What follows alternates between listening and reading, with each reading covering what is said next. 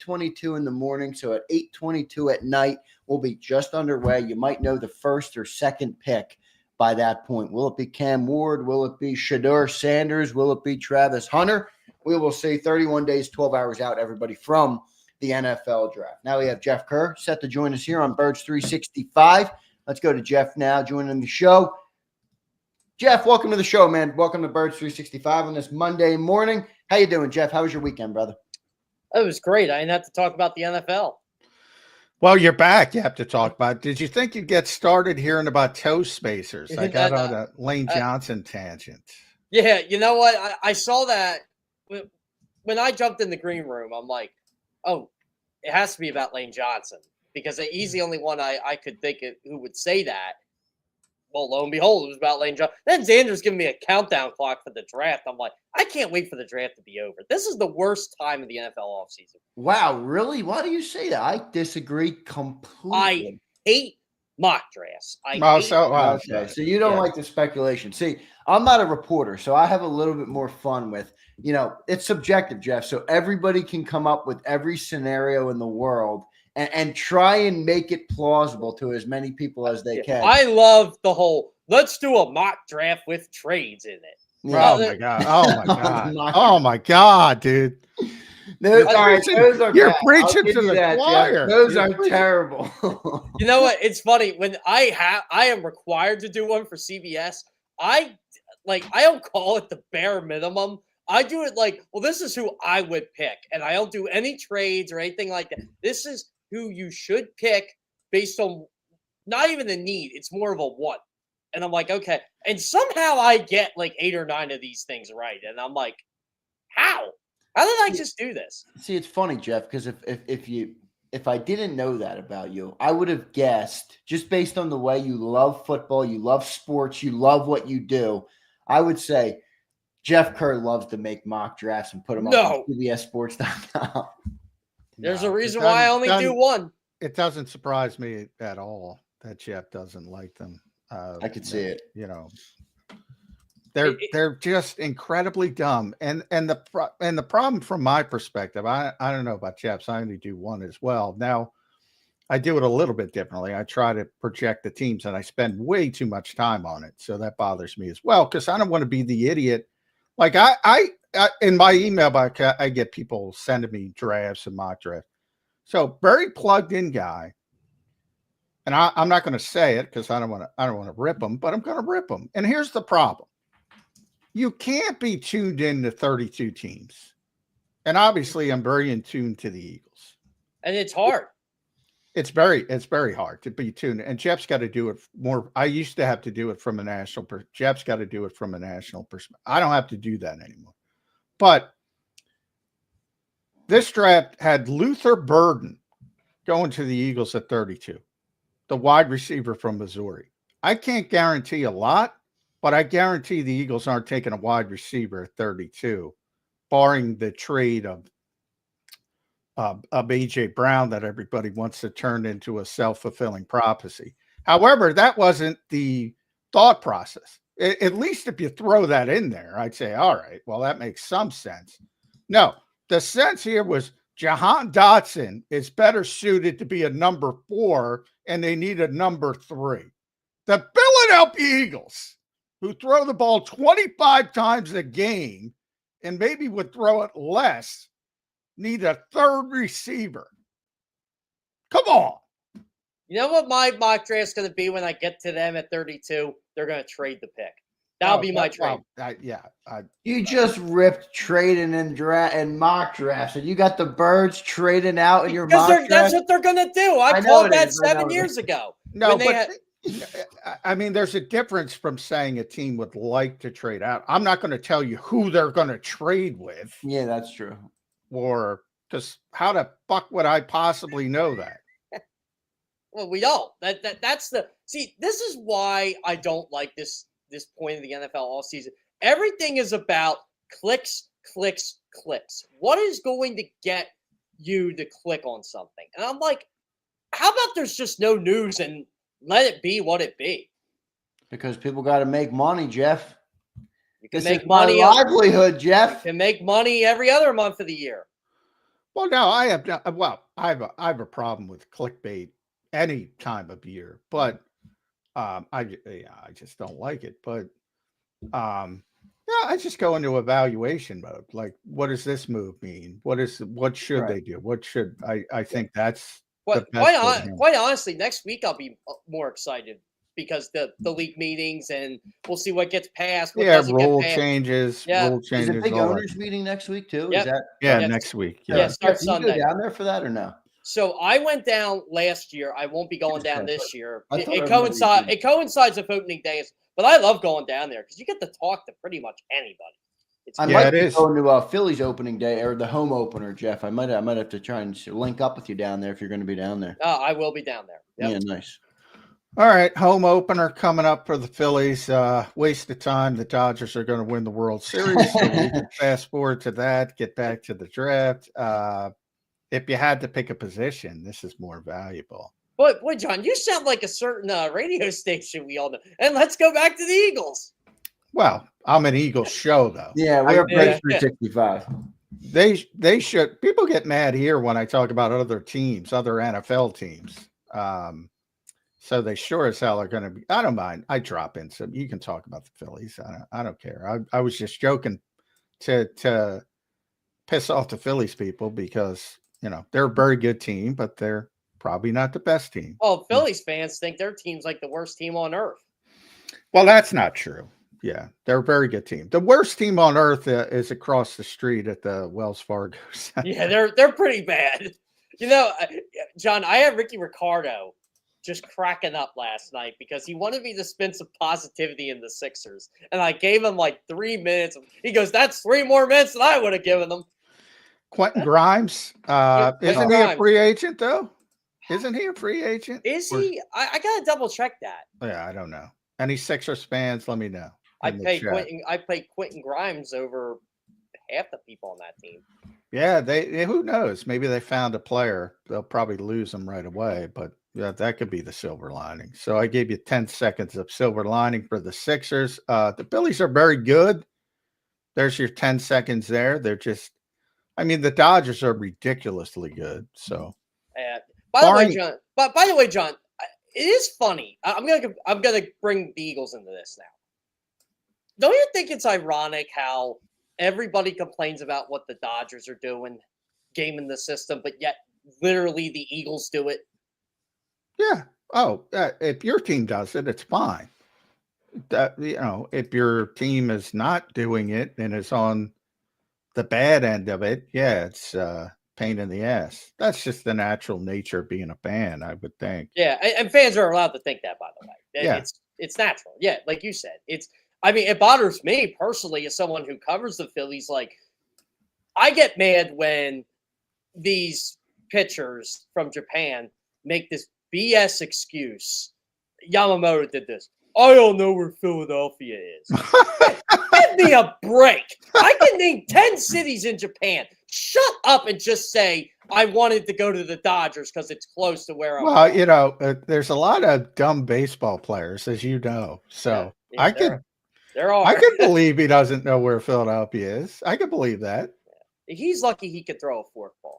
He had Dodgers or New York. Those are the only 2 cities that Yeah, people in Tokyo, especially young people, yeah, they don't. Yeah, Well, especially when you come to America, they have no allegiance to America. So they come to Yeah. America, they want to maximize their earnings and their play. They're going to the Dodgers or the Yankees. Let's be real. That's where they're going. I used to laugh and again, this is back when I was in college. Remember Daisuke Matsuzaka? Oh yeah, So Daisuke was an awesome pitcher in the world. the gyro ball. Yeah. Oh, never existed. By the way. Yeah, exactly. I love the guy, right?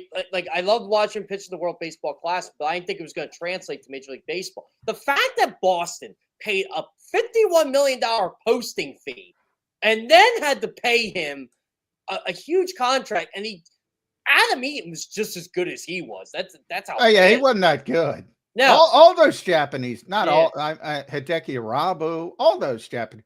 They had these big reputations, and they'd come over and they go, all right. Some of them were good. You guys had Hideki Matsui until the 2009 World Series. He wasn't. Yeah, he killed the Phillies. Yeah, he did. And I'm like, the guy can't even run the base. Now that guy was good. He was a good hitter. He was a good hitter. I mean, I would like to see him, like him and Ichiro. I would love to see them. Ichiro is maybe. You got to go back to, people are going to get pissed off, but you got to go back to Rod Carew or maybe Wade Boggs for a hitter, a pure hitter like Ichiro. The fact that Ichiro got 3,000 hits in the majors and when he debuted is just beyond incredible. Yeah. If you count his Japanese stuff, he's got more hits than anybody ever. Yeah. And I don't. What did he end up with? Like 1,200 hits in Japan or something like that? Yeah, he's over Rose. I know that. Yeah. How many years did he play over there? Like, how many years could he more have played in the MLB? He started at 18. I think he came over here at 28. So it was at least 11. Yeah. He came over here. All those years. He came over here. He was almost 30, and he got 3,000 hits. Yeah. And he was a power hitter in Japan. He changed his game. That's what I love about him. Well, you can still. There's a viral video of him just smashing. I mean, he could have hit 30 home runs a year if he wanted to. Yeah, I don't think anybody's ever going to get 262 hits in a season again like he did. That was incredible. Yeah, like I said, you got to go back a long ways. Yeah. Rod Carew, maybe. If you want to go all the way back to Honus Wagner. Hey, do we want to go that far? By the way, anybody on the show has a Honus Wagner baseball card. Yeah. I don't think you need to worry about working anymore. Pete Rose. I mean, Pete, 4,000 whatever hits. But Ichiro's one of the best pure hitters I've ever seen. Maybe the best. In my lifetime, he is. Yeah. Anyway, there's your baseball talk. You can get that. Yeah. We're done now. You can get that from Jeff at CBS Philly, and when he's on WIP, you can get his baseball talk. Here, we got to talk about football. So 32. You're right. I'm with you. More likely, the Eagles are going to trade down than trade up, but everything is dependent on. You got to worry about 31 other teams and where they're going. But if I'm playing the odds, Jeff Kerr, I'm going offensive line or defensive front. And because the defensive front, and this is about the first pick, whether it's 32, whether it's 28, whether they move down and it's 40-something, I'm going first player defensive front. What is Jeff Kerr going? I still feel they're going to trade for an edge rusher at some point with all these. Boy, I gotta believe they're going to add something. Yeah, you have 20 draft picks over the next 2 drafts. I think it's like 11 in the first 3 rounds. They're not using all those picks. They got collateral. They have a chance to actually get somebody. But I still think I agree with you, John. I still think they'll go after an edge rusher regardless. So yeah, they might. If they trade up, Jeff, I'm with you. I think they could.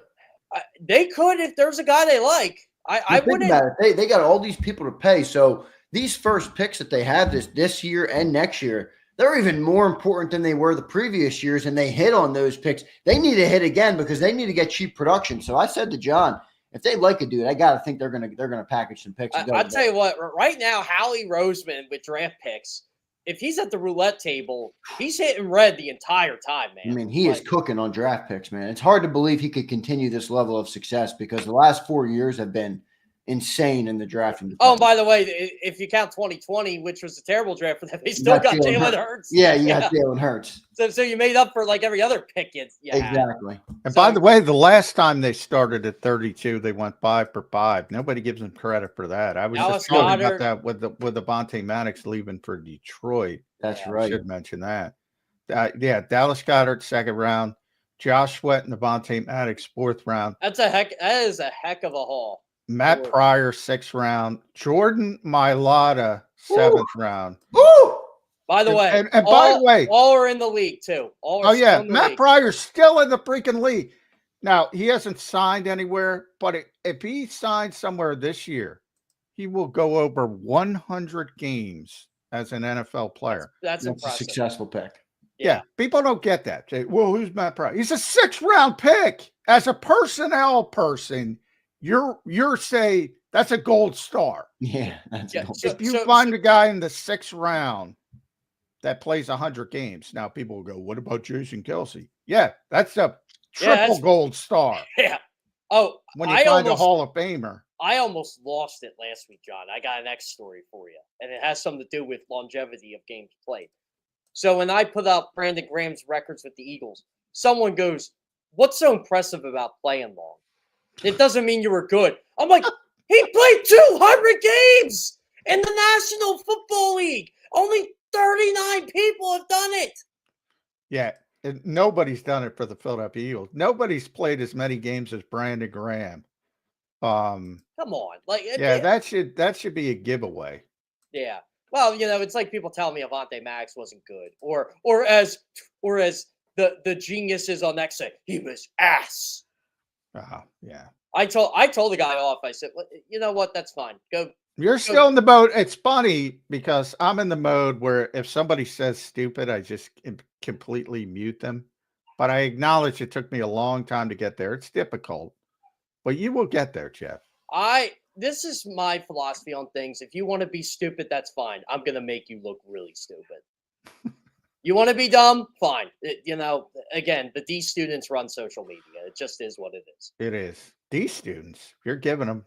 I don't think there's a passing grade there. I'm trying to be a little more optimistic. Yeah. Well, all right. But defensive end, because I'm glad you brought that up. Edge defender, whatever you want to call it. If they draft one, let's use Zander's scenario, and they like James Pierce, or they like, and he falls because he had a shitty combine, or Shamar Stewart, and he falls because of the opposite. He had a great combine, but he had no production at Texas A&M. Or even throw in Jalen Walker if he falls because he's from Georgia. And that's what the Eagles do. Even if they get one of those players, is that good enough at edge defender on this team? I don't think so. I still think they don't think so either. Yeah, I still think they need more. Like, John, remember we talked about this last week. There's no way they're going into the year with what they got, right? I can't fathom it. I can't fathom it at that position. And you're asking a lot out of a Walker or somebody like that to just come in here and get 6 or 8 sacks for him, right? We saw Nolan Smith. Now, granted, the Eagles also said they should have played Nolan more in year 1, and they didn't. Right. And maybe Vic will play. But look, even Jalen Hunt, who was a project, if you would have said Jalen Hunt's numbers at the draft, this is what he's going to have this year, this is what he's going to do in the playoffs, you would have been like, man, that's a really good year. Yeah. People aren't going to take that this time. Jeff, what do you project Nolan Smith to be next year? Because I think this conversation is made easier obviously none of us know, but John's right. The sample size on him is very small. Me personally, I'm projecting him to be a double-digit sack guy now. I think he's going to turn. I think he turned the corner last year. I think he's going to be that moving forward. What do you think Nolan Smith is going to be next year or moving forward? If he has like 7 or 8 sacks and like 50 pressures, I think that's a hell of a year, personally. Look, double digits, it's hard to ask. It's hard to ask out of anybody. Yeah, well, the thing I try to bring up is right now, March 24th, he's the guy. Yep. He wasn't the guy last year. He wasn't the guy. Yeah. Josh was the guy. And then Jalen Carter in the interior. And even Bryce Huff. Remember Bryce Huff this time last year, we thought Bryce Huff was going to be a big contributor. Yeah. But my point is opposing offenses and their offensive line will now say, all right, we got to deal. He played 9 games. I think one of those things about Howie saying we got to play the young players, they didn't play Nolan Smith. Before Brandon got hurt, his high water mark was 33 snaps. So that was November 24th against the Rams. That was week 12. Yeah. So for all the talk of we got to play young players, and everybody goes back and they, it's I always joke, it's the Sugar Ray Leonard effect. He boxed the last 30 seconds, and that's all that people remember. Nolan was great from November 24th on. if Brandon Graham doesn't get hurt, he never even gets that opportunity. And this is one thing where I push back because Zander's very high on him. I'm like, this is a really small sample size to say, all right, this is my guy. This is the centerpiece of my pass rush. The headliner, as we've called. Yeah. You're asking a lot of Jalen Hunt, too. Oh, yeah, even more. Well, here's my estimation. If last year Josh Sweat was your headliner, and I agree, he was your best pass rusher. He was an every down type of guy, good against the run, all those things. If Nolan Smith can become that, and I know that might sound big, I don't think that's crazy. I think Nolan Smith is capable of being what Josh Sweat was. Can the rest of the group, Azeez, Uche, Bryce Huff, a first-round draft pick, or whoever they take in the NFL draft, can those combination make up for the production you got from the other guys? Because outside of Sweat last year, it was a piecemeal effort, right? You got a little bit from Jalen. You got a little bit from Nolan. You got a little bit – you really didn't get much from Bryce Huff. But, can you get a little – can I get a couple of pressures and sacks from Uche, from Azeez, from – I don't know. Maybe you can't. But if you're not asking them to be a every down contributor, are they guys that can give you something and you can kind of piecemeal making that pass rush? That might be what they're looking at.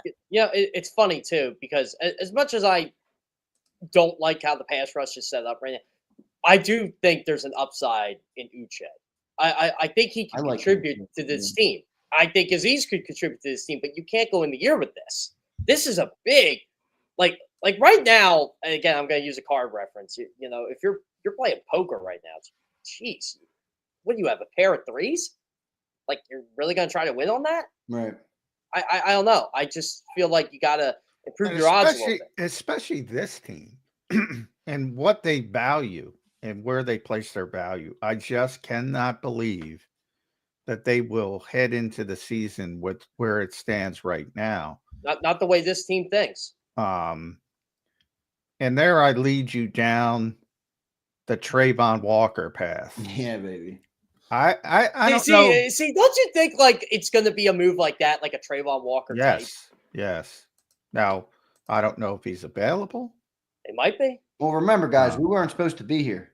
Bryce Huff was supposed to be a good player. That was their estimation. That was their evaluation. And by the way, their evaluation Howie might be telling the truth and say, hey, we got to play him again. Yeah, and they might. He might be. You kind of we can't get rid of them. Surprising the Eagles are here based on their philosophy. Well, they did kind of prep for this. They just made the wrong evaluation, at least up until this point. Look, if Bryce Huff turned in what they wanted, they wouldn't have a problem now at all. We'd be good. We wouldn't even be talking as much about edge rusher. I mean, this is how far Bryce Huff has fallen. If you would have said back when you signed Bryce Huff, he's not going to play in the Super Bowl, you would have said he's injured. Well, first, I think the fan reaction would have been, wait, we're in the Super Bowl? I would argue, he was injured. Yeah, he was, but you still play Brandon Graham over him. And he was, and Brandon. I play Brandon Graham over him too, but that's Vic loves Brandon, like everybody who's ever met Brandon. I'll tell you what, Vic. This is how Vic used Brandon Graham. This is my racing analogy here. There was nothing left in the fuel tank, and Vic's like, "I'm going to get every little ounce out of that." Oh, he admitted he was going to play him. That's why I've said very early on, Zander can attest to this. I said it's going to be counterintuitive, but he's going to play more this year, Brandon Graham, because he announced that this was going to be his last season.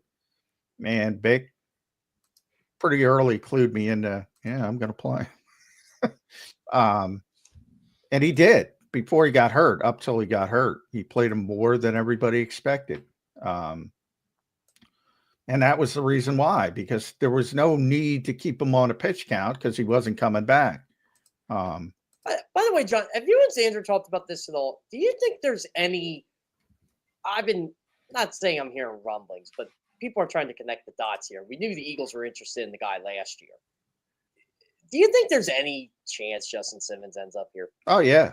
Big chance. Yeah, but after May. After the draft, yeah. So I think it's Monday or Tuesday after the draft. It no longer counts towards the comp pick formula, so they have to wait to then because he's going to make too much money.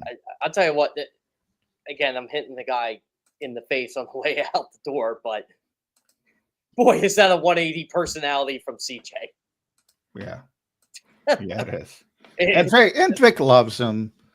Look, somebody else might come in with major money and, you know, he might go in a different direction. But I think there's a good chance. But that's after the draft, Justin Simmons. Yeah, and yeah, because you're not giving up a comp pick for him, and they're not going to want to do that anyway. But yeah, I think that's very possible. I still think there are a couple guys they could get. There are a couple free agents left I still like, but no one's going to sign these guys right now because of the comp pick stuff. Yeah, exactly. That's so that's, you know, Chris Long territory, LeGarrette Blount territory, Mekhi Becton territory. That's May. That's May signings. Jeff, it's a young man's game, but you get the feeling at all that they're almost too young. Like if you think about it, you lost Slay, you lost BJ. You know, Sweat was the oldest guy in the edge room. He's out the door. Your leader in that room is Nolan Smith. What's Nolan Smith? 24, 23, 24 years old? Is he 24 yet? I don't know. But he's 24. He turned 24 in January. Yeah, so there you go. Yeah, he just turned 24. I mean, this is a young football team, Jeff. Even on the offensive side of the ball. Wait, now Goddard might be gone. Now, it hasn't happened yet, but we're speculating it might be. I mean, you know, who's your oldest guy on the offense? Saquon Barkley, I think. I mean, this is a young football team. I kind of like the whole you're taking a step back to take 2 steps forward. Yeah, I like that too. But how quick will they take the steps forward, I think would be the question there. Yeah, I mean, you've still got the core guys in place, right? We're talking about offense. Their offense is still ridiculously young, as you said, Zander. I mean, you know, one guy I'm really hoping pans out is Kenyon Green because I liked him a couple years ago, and I just think Houston's a disaster at developing offensive linemen. I mean, I'll give Laramie Tunsil a lot of credit. He was like one of the better tackles in football, despite the disaster around him. So. Yeah. I'm with you. I mean, I think there's a good chance that I've said it, you know, the Eagles lost Fred Johnson as well. That was a big loss. Which I think, you know, people, you know, snicker at, whatever. That's a pretty good swing tackle. So now you got to replace right guard. You got to get a swing tackle. I think the assumption is, I'm going to throw this at you. I loved this, John. The assumption is Tyler Steen's going to be a guard. Now, he was a tackle his entire career in college, played 4 years at Vandy, 1 year at Alabama, played right tackle at Vandy, left tackle at Alabama. So he's played both, but his arms were too short. I think they were 32 and 5/8. So everybody projected him inside to guard at the end if that's what they do. It's like Marcus Embo, who's in for a visit. His arms, he played tackle, but his arms are too short, so he's going to play guard at the NFL level. Yada, yada.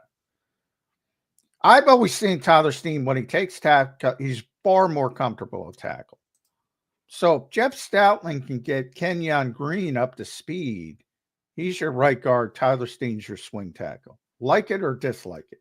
I like it, personally, because you're replacing Fred Johnson with an in-house player that can play. In a way, he's kind of like Tyler Steen's kind of like how Jack Driscoll became for this team for a lot of years. Like you could play him at tackle if you needed to. Probably would have been a quote-unquote better fit at guard, but I trust Tyler Steen if he has to go out there and play a game, just like I did Fred Johnson. I kind of like it. And, you know, they might draft a tackle. They've already brought in 4. Yeah, they brought in 4 already. Yeah. That's, you know, we're talking about top 30. Well, by the way, I do get excited for them. I do like the top 30 visits because it seems like who they're interested in or what direction they're going in, which we kind of know, but it's like, oh, that's the player they're connecting. Yeah. Well, and they usually take some guys off their top 30 list. So, you know, Nolan was here as a top 30. Even guys they brought in and they traded for Darian Thompson-Robinson. He was Dorian Thompson-Robinson. They brought him in, didn't they? Yeah, he was a top 30. But Kenyon Green was Kenyon Green was. Yeah. It's funny how it always circles back to him. It's like you have the notes in the back of the office. Okay, let's get them out. John, yeah. I will say this about this. I don't even want to call it a dead period of the NFL all season because there really isn't. Don't you miss when the schedule came out in April? No. I had to ask. Well, again, and people say McMullen hates which is probably right, but like I hate the it's a win, it's a loss game. I hate that more. Oh, than I hate that too, and I have to do that. I'm like, I don't I know how have to they're do it gonna too. do. I hate it. Now, Jody used to. I like Jody's exercise of, when you project a team 11-6, if you're forced to go up one or go back one. I like that. Yeah, that is a good exercise. I'll tell you what, John, and you've been on this show before when Jody was here. When Jody and I would go back and forth over week one, because my old saying, you don't know you suck in week one. Yeah, the Patriots won in week one. I believe that too. You never want to play a really bad team early No, when they have hope and confidence, and you're probably going to win, but it's more difficult. Yeah, 100%. That's what I get on the Bengals about. Like, the Bengals were like, "Oh, we got up for sure." I'm like, "You lost to the Patriots in week one. Like, get out of here." Yeah. You had a layup and you missed it. Happened. I remember speaking about that very thing about Detroit. I was telling Jody they played week one. That's where we got into the argument. A couple years ago. Yeah. I said, that's a really freaking difficult place to play. It's sold out. This is before the Lions became the Lions that they are now, and they're really good. They were still really bad. And early, you never want to go there because it's just a madhouse when the people are excited. And the Eagles held on, but it was tough. It was tough. It was a tough game for them. I had to fight off the crowd last week because I had to rank all 16 NFC teams after the first wave of free agency. And I do laugh how this team's fan base agreed with me, but no one else did. I put the Rams, I think, 5th or 6th. I can't rememve. And my reasoning was they still can't stop the run. Saquon Barkley is still running. They can't. I'm torn. I've grown because I would rip the Rams, but Jordan Mailata turned me around because Jordan was like, man, that pass rush. He was like, he was really impressed. Lane's the same way. I talked to Lane about that, and Lane and I got into like a 5-minute discussion on Brandon Fisk. I could see the Rams being the toughest contender in the NFC with the Eagles this year. I think with the top end talent, yes. I'm still not. But they got to figure out a way to stop. You got to be better at stopping the run. Yeah, well, they signed Poona Ford. I'm not saying he's going to be the end all be all, but I think they're doing things to try and answer that. And if they get that answer, their linebackers are bad though. Oh my God, that linebacker! I hate to pick on him. I know. Christian Roseman. Oh my God, that's not an NFL player. No, and he signed. He was a free agent. They let him walk really fast. Oh yeah. Oh, well, they drove him to the airport, but he's probably not. I'm probably being too harsh, but he was not good. He is not a starting NFL linebacker. No, John, do you still think ran by him a couple of times? John, I put Detroit at number 2. Would you agree with that? Well, I have concerns about Detroit because of I have concerns about everybody, but when you lose both your coordinators, I think that's an issue. That's what talent-wise, that's how I did it. Yep. Talent-wise, I would say yes. And we did this ranking on the afternoon show. I had Eagles 1, Lions 2, Commanders 3. That's what I had. Rams 4. And I put the Packers 5 over the Vikings because I don't know what the Vikings don't have a quarterback. Minnesota. I would put them 2 if they had a quarterback, but they don't have a quarterback. Yeah. Right. So I put Packers, Vikings, and then I put the Bucks. I think the Bucks are going to be pretty good. So I put the Vikings. I would because I like their roster, but I agree with you guys on the quarterback. Their roster, Jeff. If they were, let's just say they got Aaron Rodgers for a second, and I know Aaron's kind of on the way out. If they had Aaron, I'd put them 2. Heck, if they had Sam Darnold, I'd put them. I'd put them 2. I'd put them 2. But they don't. I don't believe in JJ McCarthy a little bit. So it was funny. So basically, everybody thought the clickbait was how low I put Tampa, but I gave Tampa a ton of credit. I said, "Look, Tampa's good, but I'm not ranking them by playoff seeding. I'm ranking them based on how I feel they are 1 to 16." Where did you have them? I had them 10. Ooh, you had them. I had them 7. But I said, someone's going to win the NFC South. It's going to be them, and they're probably going to win a playoff game because they are a good team. I like Tampa. I do too. I like Tampa too. I'm a Baker Mayfield. I like Baker Mayfield. I like the way he Boy, plays. I'm trying to. I don't like anybody. I guess I'd have to go Washington too. The other team I had higher, and I had to rethink it, but they're higher. Chicago. Oh, they're great. Yeah, they've done a very good job. Yeah. I've given them a ton of credit. But it's like I said, my boys are defense coordinator now. They're a top 10 defense again. How about this as a sleeper NFC team? Probably not a real contender yet, but a team that can win some games. I put the Panthers at 10. I put them higher too. I had them like 13. I think they've done some nice things. Yeah, I know I don't like the organization. Oh yeah, the organization. I don't like the coach. I don't like the quarterback. One of the most impressive. I don't like Mike K. I'm joking, Mike. Where's Mike K at? Let's get him on here. But I don't like the I think the owner's a disaster. I don't like the quarterback. I don't like the coach. I mean, I can't go Carolina. I will say this: one of the most impressive throws I saw this season was Bryce Young eluding Josh Sweat. Talent. There might be a little bit of Bama in me here. Bryce Young should have beat the Eagles. If Leggett could catch it. Yeah, Leggett could catch. Oh, by the way, John, how do you think the season goes? Do you still think the season ends the same way if Leggett catches that pass and the Eagles lose to Carolina? That's a bad loss. That could set you back. It's up to tell. Wasn't that the what was Carolina the passing comments game? Maybe. Is that the game? Because Pittsburgh was the next game, right? Yeah. Then you're right. Yeah. Then it was. The Pittsburgh game was the game they came out and started gunslinging everywhere. That was the game where we had everybody calm down on Birds 365. We got the bees back in the nest. Yes. And then Brandon Graham decided to punch it. Yes, he did. He did. That is so. I mean, that was a bad game. That was a terrible game by the Eagles, and they should have lost it. And yeah, I mean, everybody was upset, and everybody should have been upset. And maybe you're right. Maybe it doesn't turn. Maybe it doesn't wake people up. Especially after you won what I thought was their most impressive win of the season when they beat Baltimore in Baltimore.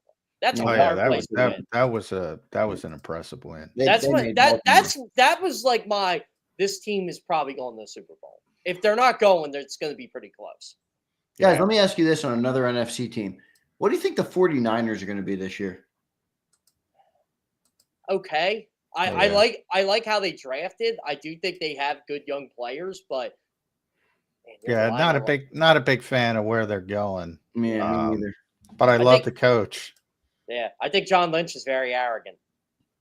Yeah, a little bit. They'll reboot, but it'll take them a while, I would say. Yeah, but they'll win. They'll still be over 500. But by the way, John, they're struggling because they gave up all those first-round picks for Trey Lance. John, I know you don't. Well, when you hit, same thing. But again, it's blown up because it's quarterback. Yeah, they missed on Trey Lance, but they found the quarterback in the 7th round. The Eagles missed on Andre Dillard. But no, I'm talking about they gave up 3 first-rounders, though. I mean, that for us, just put it in Eagle land. That's Jalen Carter, Nolan Smith, and Jordan Davis. Imagine if our team didn't have them, we'd be in a way harder spot. Yeah, but if you bind a quarterback, you don't give a shit what you give up to get it. Now, if you don't believe in Brock Purdy, and I don't necessarily believe in Brock Purdy as much as other people, but they do, or they claim they do. Well, one of my bold predictions this offseason was, obviously it didn't happen because I had to go bold. So one of my bold predictions was they're going to sign Sam Darnold to trade Brock Purdy. I didn't hate that as a bold prediction because I'm not sold that they're sold to the tune of $55 million. I mean, it's one thing to like a guy. Hey, I'll give you a Baker Mayfield. I'll give you a Sam Darnold deal, right? What did Darnold get? 3 years, $100 million or something in that range? Which is a good contract. It's a great contract. Yeah. But there's obviously some agents want their quarterback to set the market, be the next big man. I don't think Brock Purdy's that. By the way, Zin, I do have to pat myself on the back for these bold predictions. I did have 2 right. I said Geno Smith was going to get traded. I got that one. And Brandon Cooks is going to end up back with the Saints. There you go. I don't know how I got that. I don't know why you would even bring up Brandon Cooks. Because I had to do 10. I had to do 10, and I said, you know what? Brandon Cooks and Derek Carr, they kind of go. He fits a Kellen Moore scheme. Yeah, let's do it. So what, did you shoot 2 for 10 from the field here? I think I was 2 for 10. Yeah. Yeah, anything else come close or no? We haven't talked about what about the great Kellen Moore and Doug Nussmeier in New Orleans? Nobody's talking about the Saints. Are they a potential surprise team? I put the Saints at 15. I don't see it with them. See, I don't think they could beat 15 for this reason. As much as people, and that has nothing to do with Kellen, but I wish him well. Doug, I like a lot. I wish him well. Derek Carr's not that bad. I don't know why people get that. He's actually the perfect QB for Kellen. You know what, John? I think we need you and Josh Duval together on Birds 365. You know who Josh is? Josh? I do not. He's like I call him the Rob Motti of the West Coast. I don't know him, but go ahead. So he defends Derek Carr a lot. Does he? Yeah. Well, I think people lose. I do the same thing with Darn. They're good quarterbacks. Are they great? No. But you can at least do something with it. People have a tendency to go too far one way or the other. Yeah, John's bringing them back to the middle. You know, I always love the people that go, they're mid. I'm like, mid isn't bad. Yeah. Everybody thinks I hate Geno Smith because I said he's the definition of mid. I said, I'm not saying he's bad. I just said he's mid. Yeah, Geno Smith is mid. I mean, come on. I'm happy for him. He revived his career in a big way, but he's definitely mid for sure. I say above average. He's above average, which is probably the equivalent of mid, which is the new slang and terminology. If that's the slang, to me, mid is middle. I think he's above the middle, from my perspective. I don't know. He's probably not above us. There's 32 starters. Is he above 15? I had people laughing on my Instagram this week, speaking of quarterbacks, when the Giants signed Jameis Winston. Xander, you seen Hocus Pocus? No. Okay. Then you guys won't get the reference. But for anybody who's seen that movie, in the beginning, there's these two bullies named Jay and Ice. And when the lead character's sister says he's a little leaguer when he's apparently going to fight him, they go, whoa, like this. So that's how I use that scene for Jameis Winston when the Giants signed him. Like, we should all be shaking in our boots. Jameis Winston got 2 years and $8 million, I think. And Cooper Rush got 2 years and over $12 million. Who's a better player? That's actually a good deal for the Giants. Joe Shane finally doing something right. Oh, and by the way, I don't think he's done getting a quarterback either. I'm joking, Jameis. The problem is if you turn the football over, nobody wants you. I mean, like Jameis Winston can go out and throw for 400 yards on any given day. He can also throw 5 interceptions on the same day. He could light it up. How many backup quarterbacks can light it up in the NFL? Very few. Very, very few. You know what? You know who used to do it really well, and then he became a starter and just sucked? Matt Flynn. Yeah, well, yeah. Didn't they get like a second-round pick for Matt Flynn, the Packers? Yeah, I think they did. And that was the same year the Seahawks drafted Russ. Yeah, Matt Flynn. Yeah, he got a big deal. He got a big deal at the time. Yeah. That's a good pull, Jeff Kerr. What about the Cowboys, boys? What about them? What do you think they're going to be this year? Because a lot of Eagle fans are, I think they're going to be better. They got Dak Prescott back. They got to be better. They got Cooper Rush last year. They got to be People better. are telling me they're going to be worse. I'm like, they can't be worse. No shot. Dak is better than Cooper Same Rush. reason I just talked about. They have a good quarterback. They had a bad quarterback. Now they have a good quarterback. They have a top 10 quarterback in the National Football League. And look, as much as I like to rip Dak Prescott and his playoff success, he's still good. Yeah. Yeah, people are crazy. And that's why I said, even Geno. You can't find 16 better than Geno. No fucking way.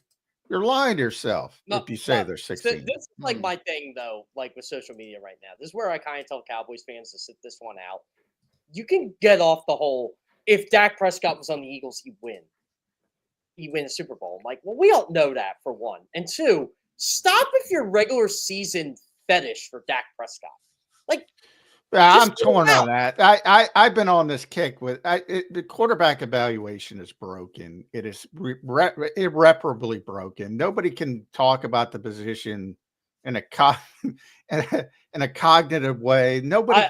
I would have joined in the fray for you, John, but I held out. Some Vikings fan I forget what he said about Jalen Hurts on like my thing about Jalen Hurts' fourth quarter stats since like in the playoffs or something like that, or second half stats in the playoffs. And he mentioned something. It was something to do with the Vikings. I almost responded back. Jalen Hurts has more playoff wins than the Vikings have since 2000. Yeah, just to add on. First of all, and again, because people get hammered in because we're an Eagles show, Jalen Hurts is a very good quarterback. Very good quarterback. He was a very good quarterback before he won the Super Bowl. He was the same player after he won the Super Bowl. And he's a clutch quarterback. Vic Fangio had the greatest, because he was asked the same thing and never won a Super Bowl. Greatest quote ever. I'm the same coach I was yesterday. Yep, this is a great accomplishment. That's what it is. Yeah, but you don't evaluate players on one game ever. Maybe the best. I was thinking about this because Nick Foles, and I was talking about personnel. Like for personnel people, it's not difficult. I was telling Zander this. Maybe the best example of this was the 2018 championship game. The Nick Foles game where they beat Minnesota. You remember who Minnesota's quarterback was that year? Case Keenum. Case fucking Keenum. I believe he was fourth that year in MVP voting. He was. The Vikings should not have played in that game, by the way. Well, yeah, Sam Bradford was healthy, but he hadn't played all season. But that was the year of the Minnesota Miracle, whatever they called it. Yeah, and look, I agree. No, but here's the point, because I don't want to get. I got to make my point. Like Minnesota knew after they weren't moving forward with Case Keenum. No. They knew he caught lightning in a bottle, and the same thing locally with Nick Foles. The Eagles knew they were moving forward with Carson Wentz. There was no fucking debate amongst personnel people because they knew. In Minnesota, they knew, all right, we caught lightning in a bottle. This guy's not good enough. We got to find somebody else. In Philadelphia, they knew, all right, this guy's more gifted, more talented. He's our starting quarterback. When he's healthy, he's ready to go. They both had phenomenal seasons, phenomenal moments up to where they got. Eagles went further. Nick Foles had one of the greatest Super Bowls ever.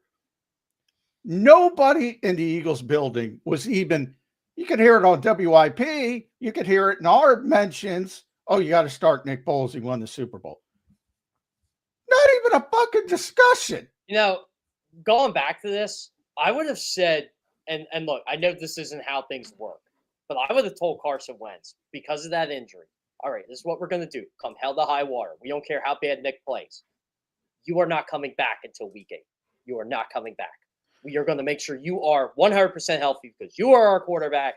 Come hell to high water. We're 6-2. We're 2-6. We're 4-4. Whatever. This is the week you're coming back, and we're going to roll with you for the rest of the time. Well, they did. Carson. It's ironic because obviously he got hurt very late in December. He tore his ACL. He tore his LCL as well. Very serious injury. Was not ready for week 1. No surprise. I forget whatever. When he took over, all I'm trying to say is it was never a debate in the Eagles building. Never a debate. And it shouldn't have been. When he was healthy, he was the starting quarterback. But accomplishments don't matter, guys. Come on. Who said accomplishments don't matter? I still think part of the thing that ruined Wentz was when Foles came back and literally led him to the playoffs again. Well, yeah, Carson got hurt again, and then Nick had to come back in and did lead him to the playoffs. But again, I think people forget because there's a lot of revisionist history. When he did get hurt in 2017, those final couple games in the regular season were so fucking bad offensively to the point that Doug had Frank Reich and John DiFilippo scale things back and change the entire offense to make it more RPO based, build it around what Nick was more comfortable with. It was bad. Those few games And then they took off and they weren't even good against Atlanta. Atlanta was the game they could have lost in the playoffs. I think I think like 20 years from now, everybody's going to be like, how the hell did Doug Pearson win the Super Bowl? I don't know. I think Doug did a good job here. I think he did too, but I think nationally people are going to think that. Just heaven forbid, Mike Lombardi is the voice of God for some people. Yeah. But then the next season, again, at the start of the season when Carson wasn't healthy, they weren't very good. And then he came back and they were sort of mid, to use the kids' words. And then, Nick came back in. Carson got hurt. Nick came back in. They made the playoffs again. And that was the double doink year. By the way, that was a fun game, the double doink game. Yeah, that was a good game. Golden Tate caught the touchdown. Ran the wrong route. Caught the touchdown. Ran the wrong route. Yeah. Yeah. It's funny how that works. I think the Nick Foles is legend. Yeah. Patrick Mahomes, when the Chiefs beat one of the famous things that nobody brings up, on the second corn dog touchdown, they weren't lined up correctly. They weren't. They've admitted that. Yeah. Oh no. Well, the NFL films had them mic'd up. You can hear it right on the field. They didn't line up right. Yeah. Yeah. So a bunch of that shit happens, and you either adapt and succeed, or you don't adapt. And Golden Tate ran the wrong route, and they succeeded. It's a great catch. Probably made the third round pick you traded for him worth it. Yeah. Nelson almost beat me up over Golden Tate. Same with Dotson. Dotson had a big catch. Was Golden Tate the guy that was that how you triggered him? Yeah. Well, I wrote, and by the way, I was wrong because Golden Tate was not very good here, but Golden Tate had a long history of being a very good player. He's a very good player in Seattle and Detroit. At the end here, he wasn't, he was a declining player. I simply pointed out, hey, I said to Nelson, I said, what are you mad at me for? I didn't trade for him. Howie traded for him. I mean, so he apologized to me, but and I get it when people, but I mean, from what Howie was signaling, he signaled that, hey, Nelson wasn't good enough. And we had to bring in Golden Tate, who was mainly a slot receiver. I think it was a logical way to look at it. Tell you what, Nelson is one of those guys. He's like Landon what's the guy's name that played for the Vikings? Who? Landon, the first round wide receiver. I'm drawing a blank on. Laquan Treadwell. Yes, that's it. That's it. I don't know why I said Landon. I was thinking of the Penn State line. Nelson's a much better player than Laquan Treadwell. I know, but they're still around. That's the irony of it. Is Laquan still around? Yeah, he signed. Wow. Yeah, he's done nothing. He's done nothing. Nelson's done something. Yeah, Nelson had a great Super Bowl. His best game here was he had a solid career, Aguilar. Nelson has the Eagles postseason record for catches in the game. Nelson. Yeah, but nobody says Nelson Aguilar is one of the best wide receivers in football because he performed on the biggest stage. That, again, my point, I bring it up with Josh Sweat this year. Nobody, I could say Myles Garrett is better than Josh Sweat, and everybody goes, of course he was. I have like 5 theories on why Josh Sweat was not Super Bowl MVP, John. One I'll share off the record with you. But well, they like to give it to quarterbacks. Yeah. Well, that's number one. It's Eli Manning should not have been Super Bowl MVP in Super Bowl 42. Not either. Yeah, I love that. Eli's the Super Bowl MVP. I'm like, you mean Michael Strahan and Justin Tuck? Justin Tuck. Yeah, exactly. Yeah. Like, come on. Yeah, exactly. But I can say that, who's a great receiver on a shitty team right now? Pick one. There's DK Metcalf. I could say DK Metcalf. Hey guys, DK Metcalf's better than Nelson Aguilar, and everybody. Oh yeah, duh. Why are you saying that? Either way, there is one receiver that's on that football team. I would love to say he's not as good as people say he is, and that's George Pickens.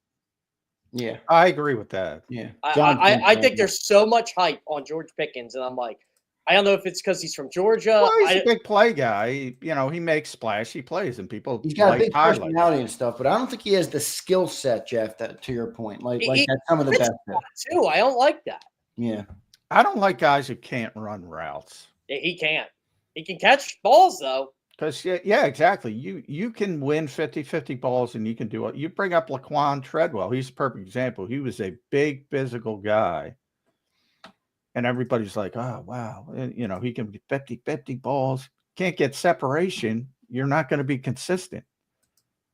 Sammy Watkins was like that, too. He could burn everybody. He could win that jump ball, but it's going to run a slant. Forget it. Yeah, that's a guy I thought was going to be our pretty good. I got to give the Chiefs credit, though. They got a lot out of Sammy Watkins. Yes, they did. They get a lot out of everybody. Speaking of, that's why Adam Thielen lasts for 100 years. Cooper DeJean had one bad game. We brought up the Carolina against Adam Thielen of all people. Game because Adam Thielen put him in a fucking blender. Well, Adam Thielen is awesome. I know, but to John's point, that's how important route running is because just Jamar Chase did him. All these other dudes that Cooper went up against at some point in the year, the guy who gave him the most fit was the savvy old route runner who knew what the hell he was doing out there in Adam Thielen. But by the way, John. I talked to Cooper after that. He was like, Jesus, dude. He was like, I didn't know. Yeah, he was. Adam Thielen's like, I'm going to take this boy to school today. Cooper was like, because Cooper's from Iowa and he grew up a Thielen fan, which I did not know until after the game. Well, he got to watch Minnesota State every Saturday. And, I think it was more the Minnesota Vikings than Minnesota State. Nobody knew who he was at Minnesota State, but Hayden Fox did. Come on. But but I didn't know, and he told me after. But he was like, "Oh my God," he was like, he was embarrassed about his performance, and he was great in every other game, and he learned a lot from it. By the way, Cooper DeJean, man, consummate professional. That guy just any question you give him, he answers really well. It's like he was trained. Yeah, in a good way, though. Yeah, in a good way. Not in a Nick Saban way, which is don't say anything at any time. That's why John hates what was it? Quinyon Mitchell, someone asked him a question this year, and he's like, yes. Yeah. Oh, Quinyons. Yeah. I'm always like a Quinyon. I'm like, man, I got to really think of what I'm going to ask him just to get a sentence. Yeah, he's not a quote machine, but he's a very good corner. Very natural corner. I did get a good answer out of Quinyon though in training camp, and I got to I'll give myself a pat on the back for that too. When I asked him about, hey, Devontae's telling me about your trash talking. Oh yeah, he gave an answer. He's great, and Slay. I'm gonna miss Slay too, but Slay was like, because I think a lot of people look at corners. And my theory was it's much harder for young corners to play off coverage than press coverage because you got to communicate and off coverage. You get all these different zone coverages. You got to pass people off, even if it looks like man. It might be man match coverage with Bick. It's really difficult for young corners specifically, and that's why it was so amazing the way Quinyon Mitchell, Cooper DeJean played this season. And so one day I asked Slay, because Slay's honest, and I asked him, I gave him my theory. And he said, yeah, 100%. 100% correct. Yeah. If you're a great athlete and you're on this guy, that's easy. To play quarters and cover three and go back and forth and mix, man, that's difficult. And if you can play off coverage, I can do. That's what Slay said. If you can play off coverage, I can work with you. If you can't play off coverage, you're in trouble in this league. So who do we think, John? Do you think it's going to be Quinyon and Cooper as your base corners next year? Yeah, base, but they rarely. Yeah, but they rarely use base. Like Cooper's still going to be in the nickel. Yeah. When they're in the nickel, Cooper will move. But when they only have two corners on the field, it'll be Quinyon and Cooper. By the way, that's my surprise next year. I think people are going to be surprised at Kaylee Ringo in a good way. Oh, I'm a big Kaylee Ringo guy. I think he's going to win the job, but it's going to be more difficult this Did season. he turn 23 yet? Yeah, I think he just turned 23. And Zander's right. They're young. They will be. They only have 4 players over 30 as we speak right now. It might be 3. And they might lose Goddard. And one of them just got here, Charlie Hewlett, the long snapper. Yeah, they're a little bit too young. Jake Elliott 30. He is one of the 30. Yeah. Okay, yeah. Okay. So 2 special teams guys. Who's the other 30? Dallas is one. Who's Lane Johnson? Lane. Yeah. That's fine. I thought that was going to be the first guy you mentioned. Yeah, well, Lane. Because I was focused on two of the 30 guys being special teamers in the kicker and the long snapper. I mean, it's crazy. This is a young team, man. It's a really young team. But I will say they're a young team that has more pedigree than most young guys, and that a lot of them are very accomplished in their career. People say winning is a habit. Winning is a lifestyle. A lot of these guys have won at every level. And I know it doesn't matter for the pros, but now they have won at the NFL level. I think it's a pretty good group of young guys, but they're still young. I think that's why I was so impressed when the Patriots started their dynasty, because a lot of those guys on that defense were on the 96 team that lost to the Packers. Like Ted Johnson and a lot of those guys. Like, I was like, wow, this is an older football team, but they ended up winning 3 of them in that era. I think people are going to realize how good Slay was this year. Yeah, I think they are too. I think a lot of people know how good Slay is, but they don't want to admit it. Or he's a me. Or he's a me guy, John. He's a me guy. Give me a break. The exact opposite, by the way. Yeah, I'm telling you, social media has a lot of people fooled. Well, Jeff, we and John, I'm happy you brought this up real quick. We'll close it out with this. Me and John brought this up last week. We talked about the Devontae Smith comments on the podcast about Darius Slay. And I'm like, look, I know some Eagle fans have opinions on Slay because of the podcast and some of the stuff he puts out. I get it. It's not all breaking athlete in the world. But when Devontae Smith podcast goes on a podcast and tells me, I'm the route runner I am because Darius Slay in practice grilled me every day and helped me as a receiver in this league, I'm going to say, okay, that opinion matters a little bit more to me than any of the fans who don't like what Slay says on a podcast. So I really don't give a shit what people think of Darius Slay. Based on the teammates and the people that matter's opinion of him, I like Darius Slay, and I don't think he should get much hate, but he does get a lot. I mean, he's a captain for a reason. Whether you agree with it or not, it's what that locker room. And he was great this year for a 34-year-old cornerback. I was wrong on him because I'm at one point last offseason, I'm like, should they move on from Slay and just get these young guys some work, man? But he was really good. He's going to be missed for sure. I wanted them to bring Slay back, but I also agree with that old theory. It's better to get rid of him a year too early than a year too late. Even though next year is his last year anyway. I agree with that. I get why they did it. I just think they're not going to be as good. Yeah, and the short term. But at some point, Father Time hits the snooze button on some players more than others, but he's coming. He always arrives. He might be late. Yeah, ask Aaron Rodgers how that's working out. Yeah, Tom Brady, most notable players like that. But even Lane Johnson, it's coming. I don't know when.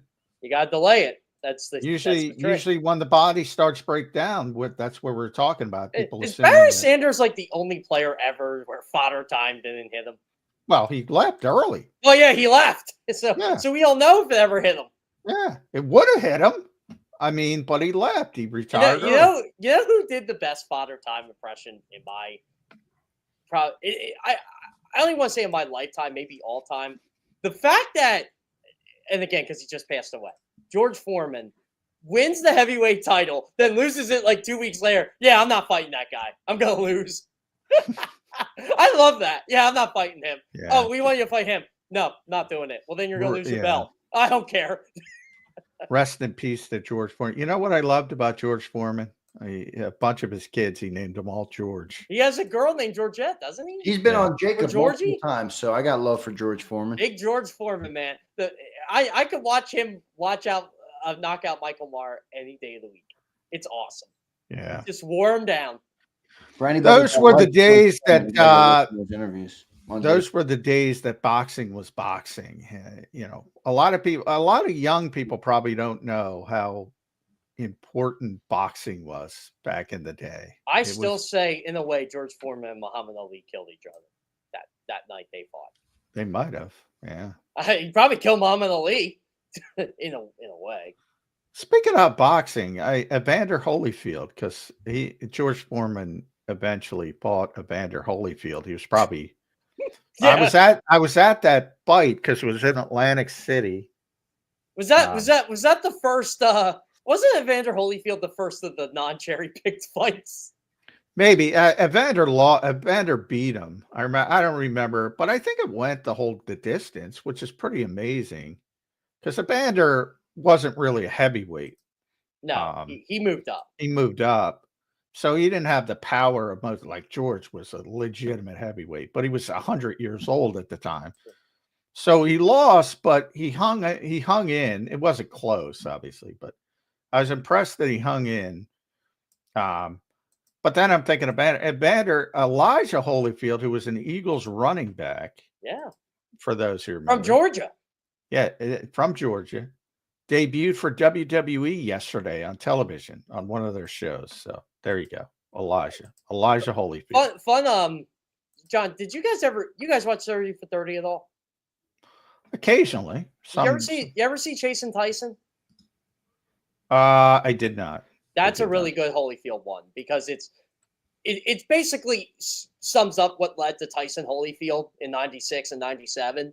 But because Tyson was in jail, probably should have happened way before that. Because Tyson was in jail. Yeah, those were the days. Evander Holyfield, I swear, that guy never said anything wrong. He was like just the quiet guy, but I'm going to knock you the F out when I'm going to fight you.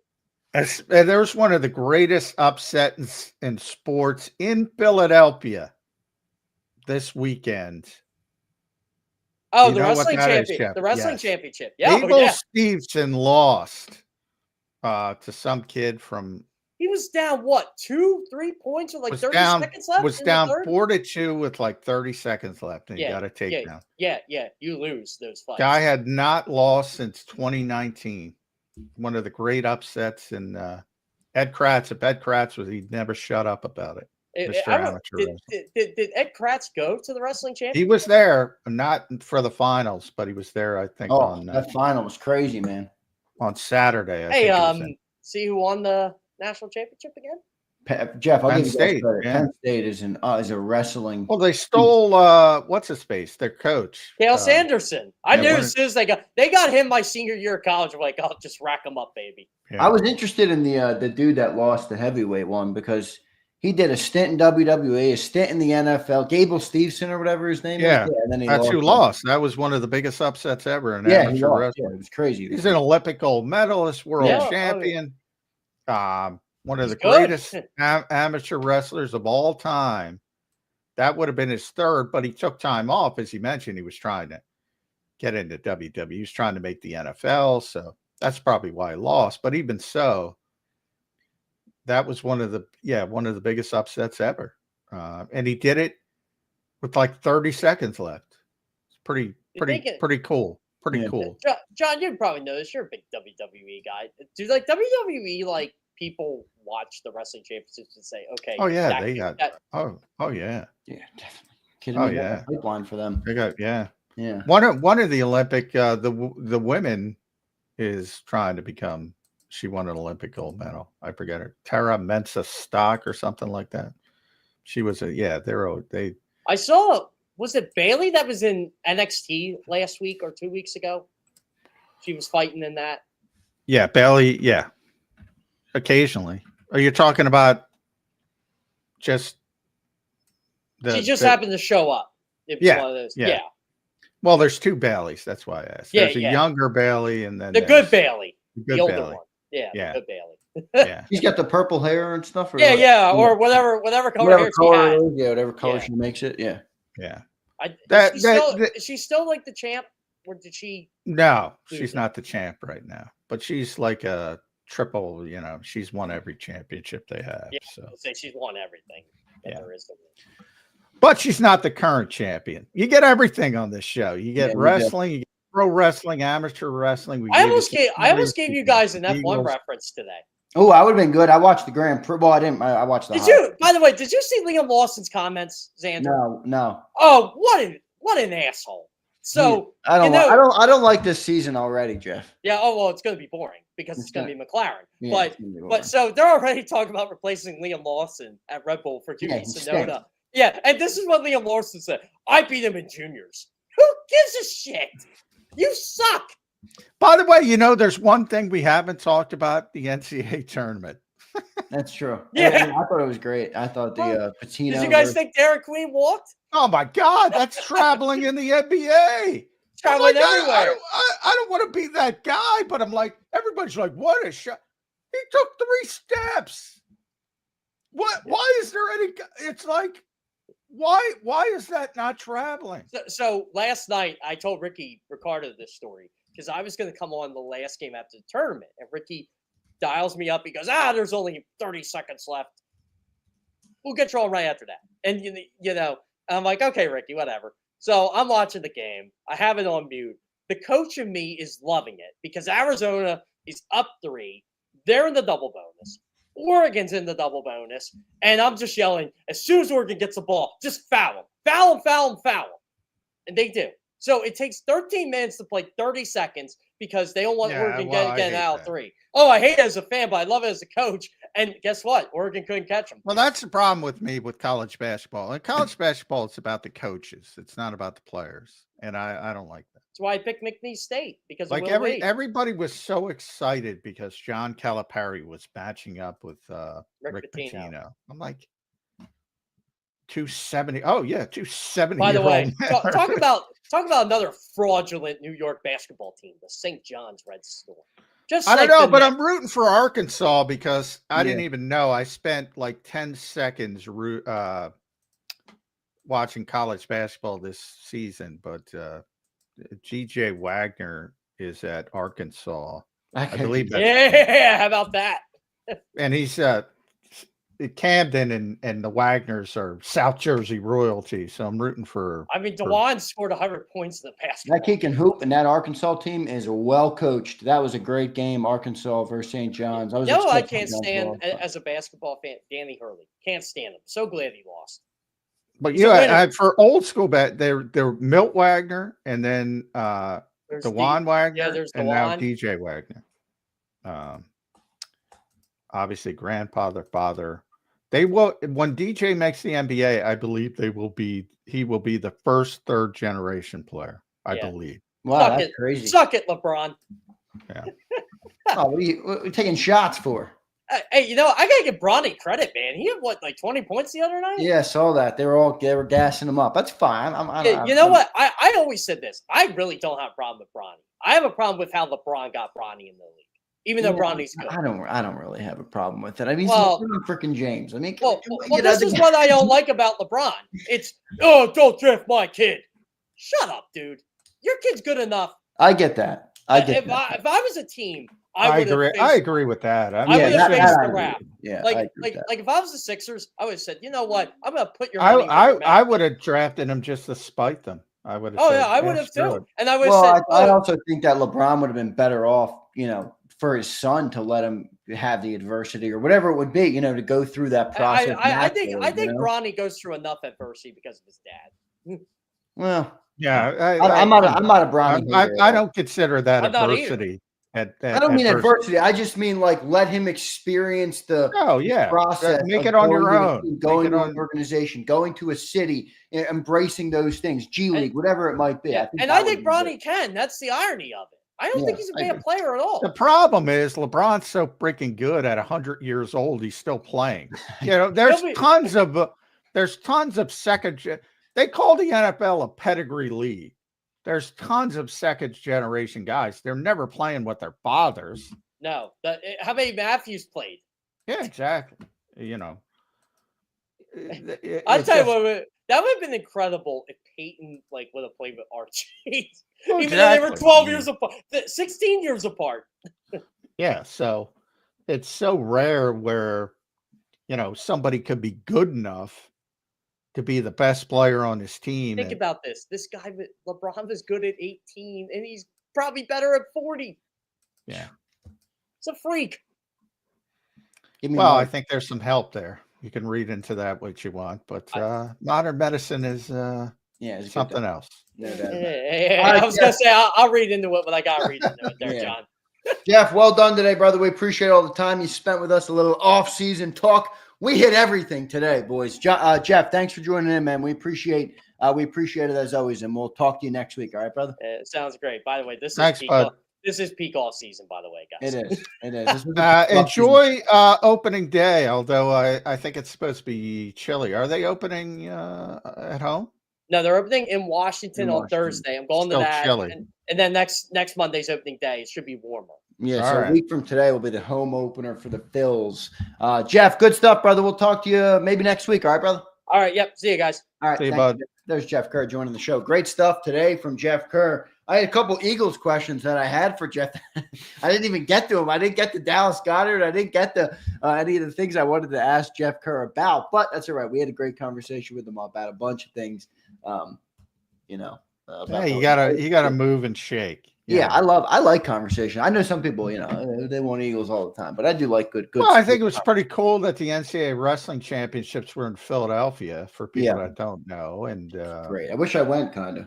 Obviously, the NCAA tournament in basketball is going on. Opening day's coming up, so